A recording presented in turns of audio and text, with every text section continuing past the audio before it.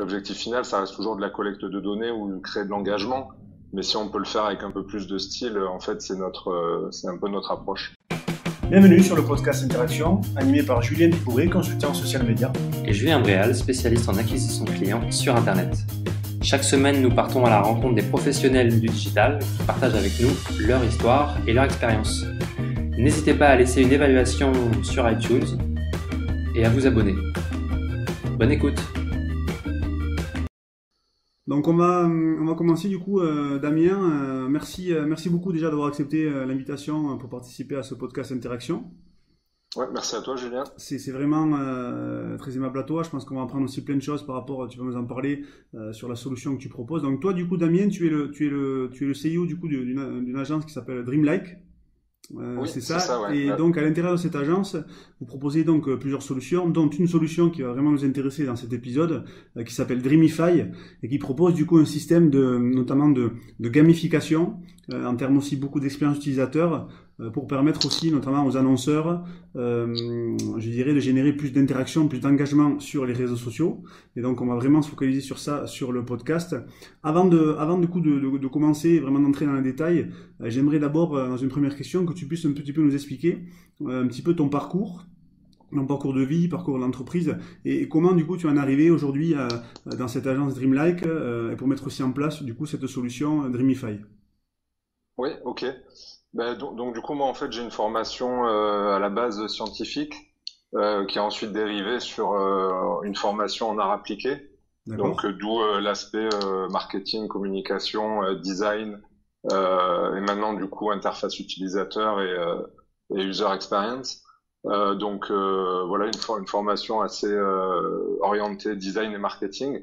Et ensuite donc j'ai travaillé dans différentes agences en France. Et suite à de bonnes expériences, en fait, j'ai rapidement évolué. Et ce qui m'a aussi permis du coup derrière de lancer le projet Dreamlike avec mon associé qui est un ami d'enfance.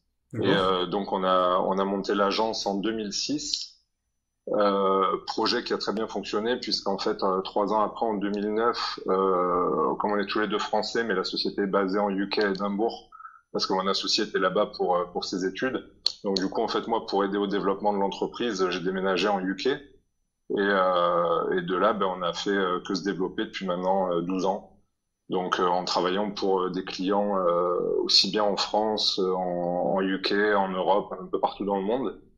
Et on a développé pas mal de solutions autour du jeu et du marketing. Donc en fait, comment mêler le jeu à l'aspect communication pour justement donner de la valeur ajoutée aux campagnes.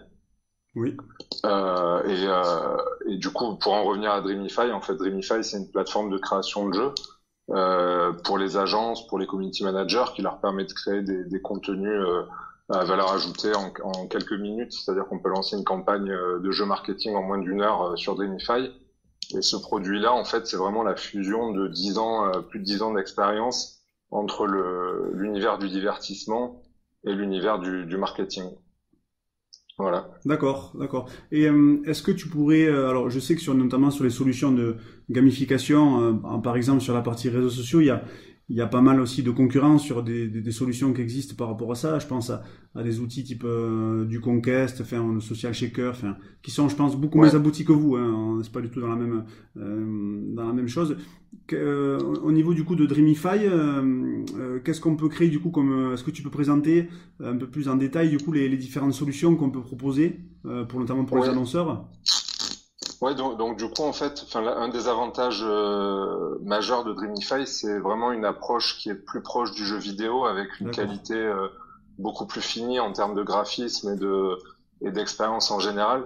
C'est-à-dire que c'est vrai qu'il y a des solutions de jeu marketing qui existent, mais bien souvent, sans pointer qui que ce soit du doigt, mais bien souvent c'est assez limité et ça se résume en gros à remplir un formulaire animé, quoi. Il y a moins voilà, l'interaction elle est moins au rendez-vous. Donc nous, en fait, ce qu'on essaie d'apporter de par notre expérience justement dans le jeu vidéo, on a développé des campagnes de jeux pour Disney, pour Hasbro, pour Mattel, Barbie, tout ça. Donc c'est vrai qu'on essaie d'avoir à l'époque du Flash, on a développé plus de 300 jeux casual pour les marques ou pour nos réseaux de sites internet.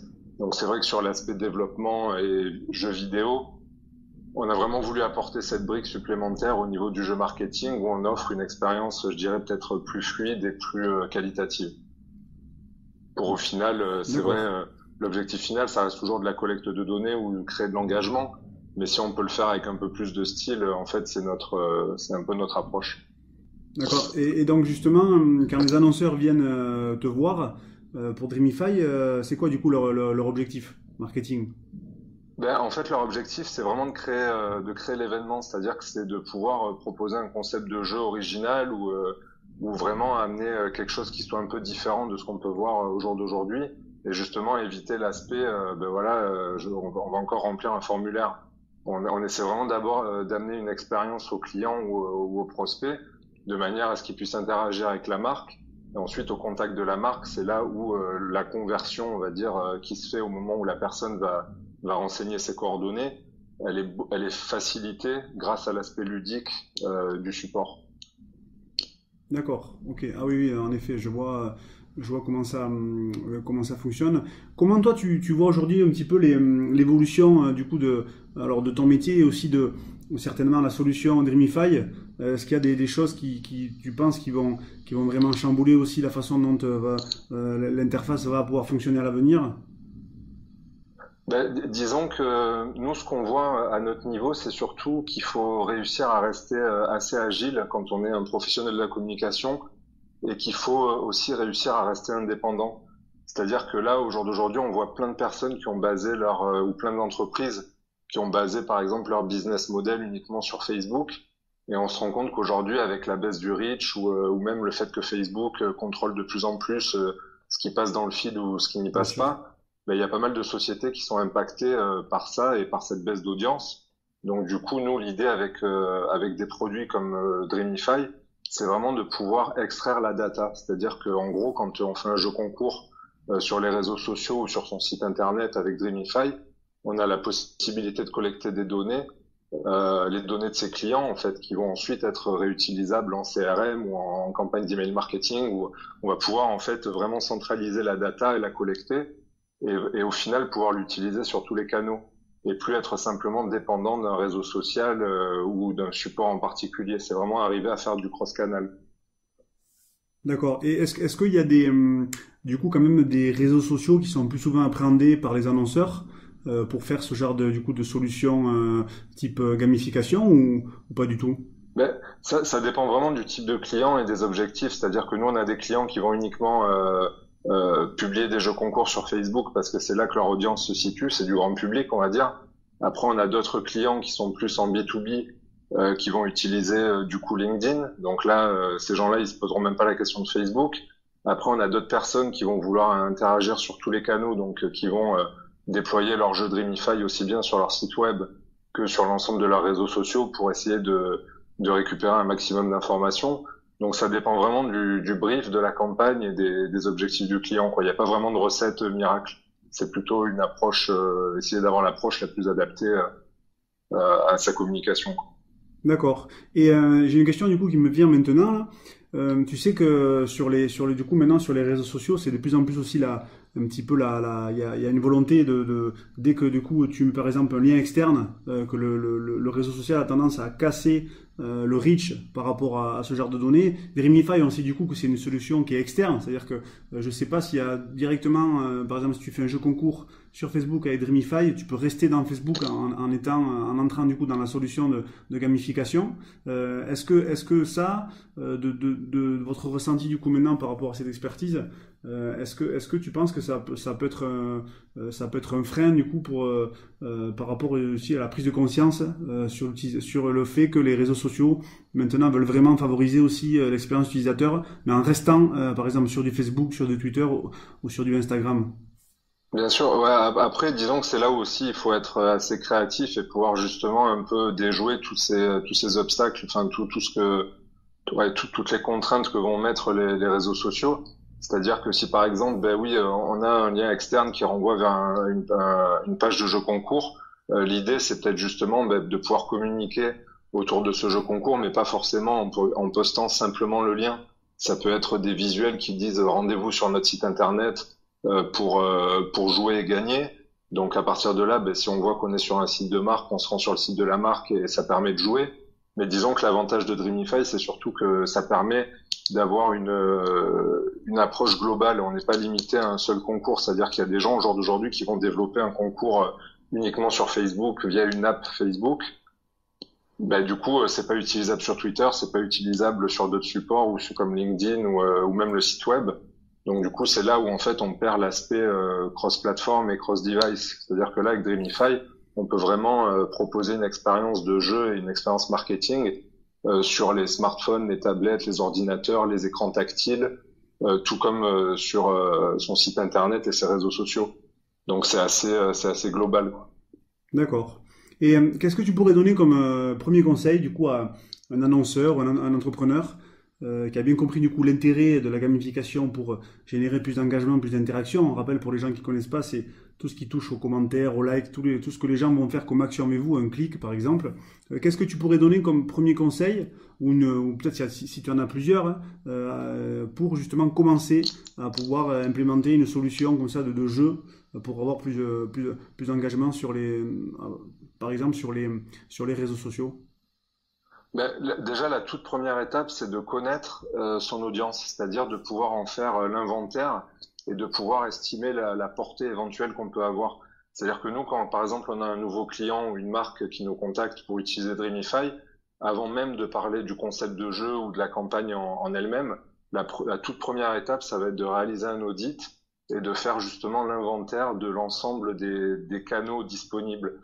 Donc on va aller voir qu'est-ce qu'ils ont en termes de reach Facebook, en termes de reach LinkedIn, qui sont les influenceurs dans leur secteur, donc qui sont les personnes qui pourraient nous aider justement à relayer le jeu concours tout au long de la campagne.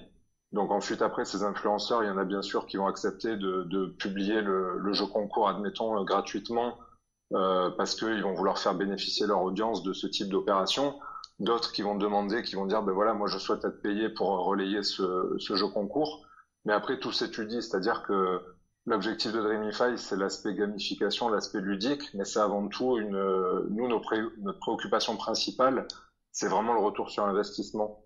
C'est-à-dire qu'il va falloir pouvoir étudier si, je sais pas, par exemple, de payer un influenceur 500 € ou 250 € pour publier un jeu concours. Ça se calcule, ça se mesure. Est-ce que cet influenceur a une portée assez importante justement pour en faire bénéficier la campagne? Est-ce que le retour sur investissement, une fois qu'on aura dépensé ces 250 €, il sera au rendez-vous?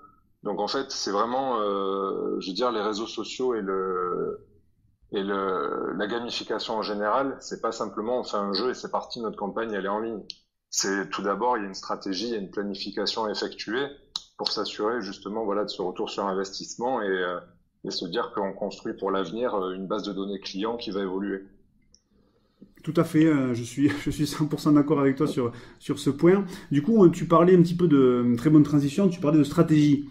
Est-ce que tu pourrais donner quelques exemples aussi de bonnes pratiques, de retour d'expérience autour de clients que vous avez, je suppose, avec Dreamify, pour essayer de montrer un petit peu les différentes étapes et aussi quel objectif on peut atteindre? Parce que souvent les gens aussi, c'est ça aussi qui veulent aussi regarder, c'est qu'est-ce qu'on peut atteindre, qu'est-ce qu'on peut capturer, qu'est-ce qu'on peut avoir comme résultat, grâce par exemple à une solution de gamification type Dreamify. Ouais. Donc, en fait, les objectifs, c'est tout simplement de pouvoir, c'est-à-dire quand on fait un audit de campagne, on fait un prévisionnel, c'est-à-dire qu'on se dit, voilà, en contactant, en utilisant l'ensemble de ces canaux de communication, on va pouvoir toucher, admettons, 100 000 personnes. Donc, l'objectif principal, ça va être au moins d'atteindre ces 100 000 personnes, et si on peut, de le dépasser. Donc, justement, ça passe par faire l'inventaire, se rendre compte de quels sont les canaux de communication qu'on va pouvoir utiliser et ensuite mobiliser toutes ces personnes, c'est-à-dire que ça peut être des groupes Facebook, ça peut être des influenceurs sur Instagram, ça peut être des sites internet partenaires, donc il y a vraiment beaucoup de pistes à exploiter en termes de communication et justement nous ce qu'on fait quand on fait cet audit, c'est qu'on va ensuite, en seconde étape, contacter ces gens-là pour s'assurer qu'ils veulent bien faire partie de la campagne. Donc en fait, nous, des exemples assez simples de campagnes récentes qu'on a pu faire pour des clients, on avait un client qui souhaitait agrémenter sa base de données email de 5000 personnes, donc 5000 profils. Donc du coup, on a fait un petit quiz Dreamify en 4 questions qui permettait du coup aux gens de jouer et gagner un lot. Oui. Et sur la période d'1 mois, au lieu de collecter 5000 profils, on a réussi à en collecter 15 000. Donc du coup, l'avantage, c'est que l'entreprise a pu bénéficier de 3 fois plus de leads que prévu, en ayant exactement le même dispositif en place. Et même chose, ça leur a permis aussi de tripler leur nombre de fans sur Facebook. Donc tout ça, en fait, ça c'était l'effet secondaire de la campagne de gamification. D'accord. Est-ce que tu pourrais simplement, alors sans forcément trop rentrer dans les détails, je sais qu'à chaque fois c'est toujours un petit peu délicat, mais juste expliquer du coup est-ce qu'on peut savoir à peu près le secteur d'activité, ou si c'est ne serait-ce que du B2C ou du B2B, et un petit peu les étapes qui ont du coup amené ce résultat où on a multiplié le nombre de prospects potentiels pour ce client. Ouais. Donc le secteur, en fait, c'était agence de voyage. Donc l'idée, c'était un quiz avec des questions sur justement une destination particulière. Oui. Donc qui était l'Asie. Du coup, en fait, en faisant ce quiz, on s'est concentré sur l'acquisition de prospects en ciblant des canaux de communication relatifs à l'Asie, au voyage en Asie, à la cuisine asiatique, en fait, en essayant d'aller cibler vraiment tous les gens qui seraient réceptifs à la thématique de la campagne. D'accord. Donc en fait, on a contacté des groupes Facebook sur le voyage, des groupes Facebook sur l'Asie et la cuisine. On a fait pareil sur tous les réseaux sociaux, des influenceurs Instagram.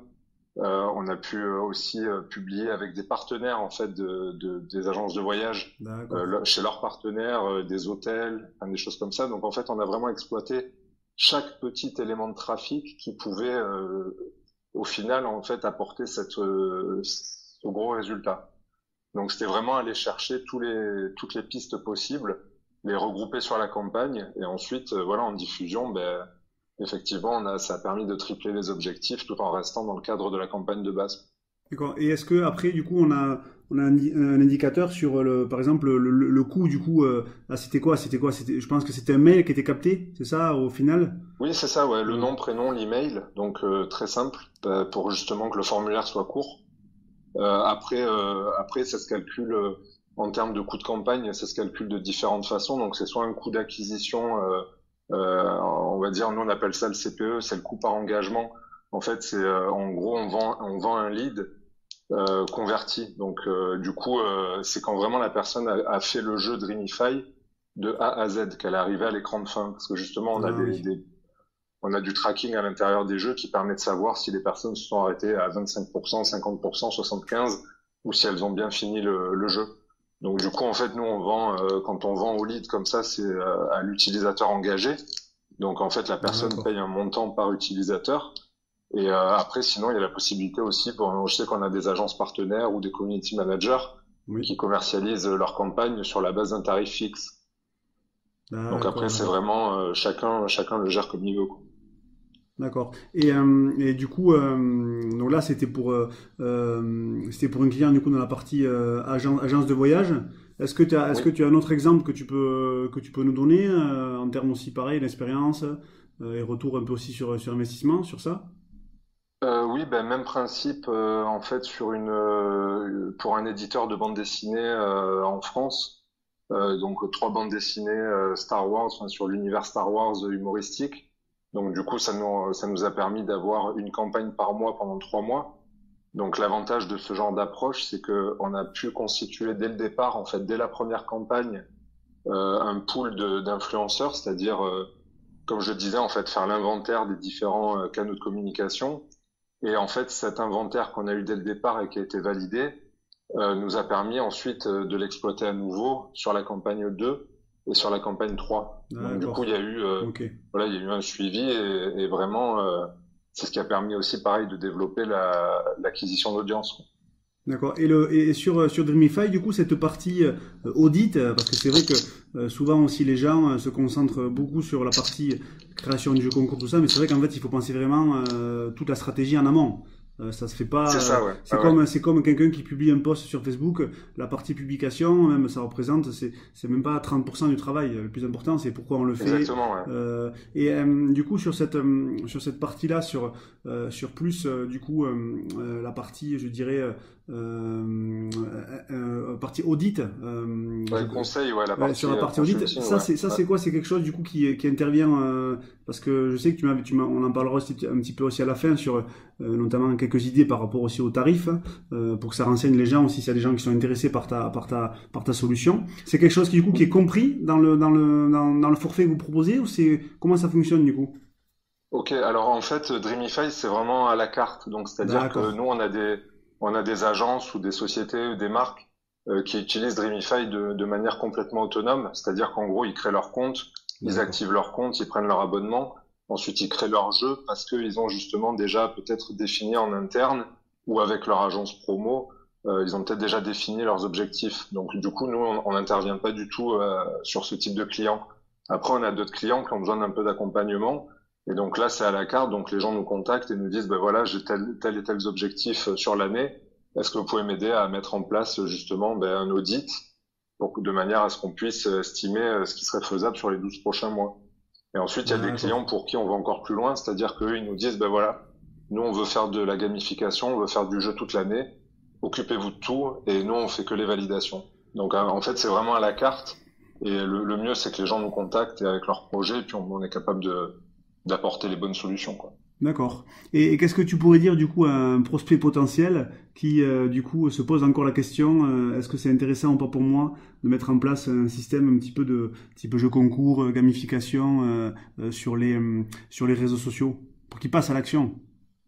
Oui, mais en fait, c'est de se dire tout simplement que tout le monde aime jouer. C'est-à-dire que je connais personne qui aime pas faire un jeu ou qui a pas 3 minutes à consacrer à un petit jeu et c'est surtout qu'en fait, d'avoir cette approche, ça permet de faire une vraie communication de marque. C'est-à-dire qu'on donne un aspect différent à sa marque, on a une image différente.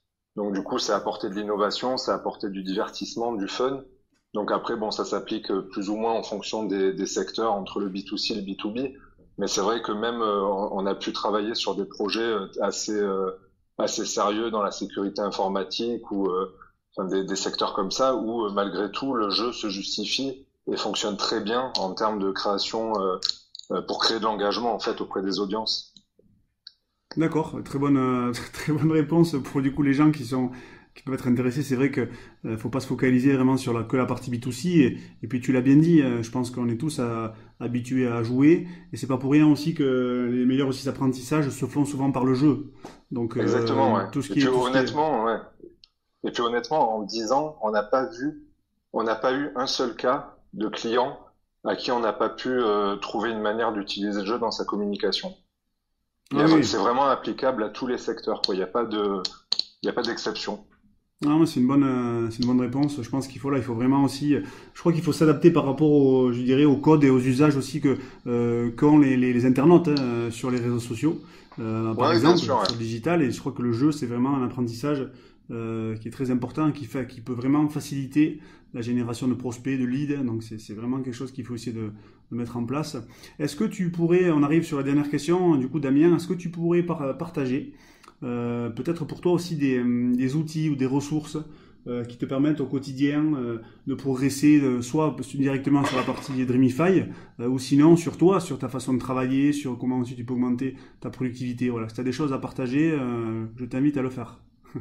Ouais, donc évidemment pour tout ce qui est gamification, on utilise Dreamify tous les jours. Ensuite, sur la partie opérationnelle, on va dire que en interne, on utilise pas mal le marketing automation, donc tout ce qui est email marketing automatisé. Ouais, donc d'accord. en gros, nous on utilise Mautic, donc il y a une solution open source qui permet de créer des campagnes. Donc en gros, quand quelqu'un vient s'inscrire sur Dreamify, la personne du coup reçoit une série d'emails qui lui présente en fait la solution, Comme un qui la tunnel de forme vente. un peu. Voilà, c'est ça, ouais, D'accord. c'est ça. Donc voilà, Mautic pour la partie email marketing. Comment tu écris Ensuite, est-ce que tu peux juste épeler Mautic? oui, c'est MAUTIC. D'accord, parfait. Donc en plus, sur cet aspect, au niveau de l'agence Dreamlike, on est aussi spécialisé en intégration, en installation. Donc tout ce qui est mise en place de Mautic pour les entreprises, donc les aider à faire du marketing automation et s'assurer que du coup ils génèrent des leads de manière automatisée. Après, sinon, ça fait depuis plus de 10 ans qu'on est sur G Suite, donc on utilise vraiment la partie Gmail pour tout ce qui est email pro, quoi. Et à l'intérieur, on utilise pas mal Streak, c'est la solution un peu CRM, qui est assez utile pour justement tout ce qui est reminder et choses comme ça. D'accord. Après c'est les classiques, hein, Dropbox, Google Drive. Oui. Voilà. D'accord. Et si tu as si tu vois d'autres choses que tu souhaites partager, sur notamment aussi des techniques, des outils, ou même des livres que tu lis, voilà. Après, je pense, le conseil principal, c'est surtout je dirais, de rester curieux, de toujours se documenter. Il y a pas mal en ce moment de sites sur tout ce qu'on appelle le growth hacking. Oui. C'est le fait, voilà, de développer la croissance de son entreprise via des méthodes assez simples et à la portée de tous. Enfin, après, il faut souvent avoir quand même un petit profil technique, mais c'est vrai que c'est des choses qui marchent assez bien. Donc, il faut, je pense, se tenir au courant de la tendance et surtout essayer de toujours trouver des moyens de communiquer de manière, je dirais, smart, en fait. Tout à fait. Non, mais voilà. Je pense que tu as tout à fait raison. Il y a aussi sur le gros hacking, c'est vrai que moi je me renseigne beaucoup. C'est un sujet qui est passionnant, hein. On peut faire. Je pense qu'après il faut pas non plus rester emprisonné dans les outils, dans les hacks. Non, bien sûr. Et puis que vraiment la clé aussi, je pense pour les entreprises. C'est la philosophie en fait. Hein. Voilà, c'est vraiment la philosophie, quoi. C'est se dire voilà comment est-ce que je peux communiquer de manière différente pour que justement les gens soient interpellés et qu'ils réagissent. Parce que c'est vrai qu'au jour d'aujourd'hui, avec notre société, on est tellement soumis à cette vague digitale que en gros on allume sa télé, on allume son téléphone, on allume son ordinateur, on est soumis à de la publicité ou à des justement voilà de l'information tout au long de la journée. Donc c'est comment communiquer différemment et de manière plus intelligente. Ouais, non, je suis 100% d'accord avec toi. Je pense aussi qu'il faut intégrer une chose qui souvent aussi fait peur aux annonceurs, c'est la partie aussi émotion, authenticité, qui est vraiment primordiale pour essayer de paraître un petit peu vraiment différent, parce que sur les réseaux sociaux, c'est vraiment la bataille de l'attention, hein. Et puis c'est pareil aussi pour Dreamify, hein, quand tu arrives sur le jeu, il faut aussi que rapidement la personne comprenne pourquoi elle joue, que ce soit facile, que ce soit intuitif. Je pense que c'est aussi la même chose sur les différents réseaux sociaux. Avant du coup de terminer sur cet épisode, j'aimerais simplement que tu dises où est-ce qu'on peut te contacter si on est intéressé du coup par la solution, et peut-être si tu as envie de rajouter 2-3 choses sur du coup Dreamify, en termes de fonctionnement, tout ça, peut-être de tarification, enfin, même si c'est à la carte, tu peux le faire. Ouais. Ok, très bien. Après, là, je pense que j'ai assez parlé de Dreamify de manière générale. Donc après, non, c'est plus pour me contacter. Donc LinkedIn, email, site internet, dreamlike.com, dreamify.com. On a le chat en ligne, donc si vous avez des questions, n'hésitez pas. Voilà. Après, sinon, c'est comme je disais tout à l'heure, c'est vraiment de toujours rester curieux, de toujours proposer de l'innovation et vraiment de se préoccuper de l'expérience de ses clients, c'est-à-dire du parcours client. C'est ça qui est vraiment important. Et ensuite, des solutions comme Dreamify ou autres, ce sont des outils en fait qui permettent d'atteindre ces objectifs-là. Oui, qui permettent d'aller plus vite aussi. C'est ça, oui. D'activer, de faire c'est un investissement, c'est sûr, à la base, mais après c'est un gain de temps pour, comme tu l'as pu le démontrer sur les exemples qu'on a dit, notamment pour l'agence de voyage, où après du coup le client à terme peut avoir une base plus importante de prospects, après essayer du coup de les transformer. C'est ça après l'intérêt. Voilà, clairement là pour une agence de voyage qui fait du voyage sur mesure en Asie, dès la première vente, on va dire la première vente de voyage va quasiment couvrir le coût de la campagne. Tout à fait. Donc en fait quand tu récoltes 15 000 leads ou 10 000 ou 5 000, t'augmentes les chances quand même de faire ton retour sur investissement sur la première vente et surtout de générer des bénéfices sur toutes les ventes qui suivent. Et notamment aussi sur l'aspect fidélisation.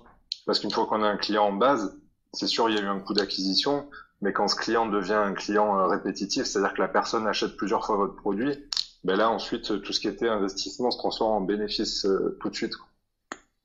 Oui, c'est ça aussi. Je pense que c'est une très bonne indication pour terminer. Mais du coup, Damien, je te tiens de nouveau à te remercier d'avoir participé à cet épisode. Je pense que tu as donné vraiment des conseils qui sont très intéressants et ça permet aussi aux gens de progresser parce que dans notre audience, on a tout type de personnes qui peuvent nous suivre.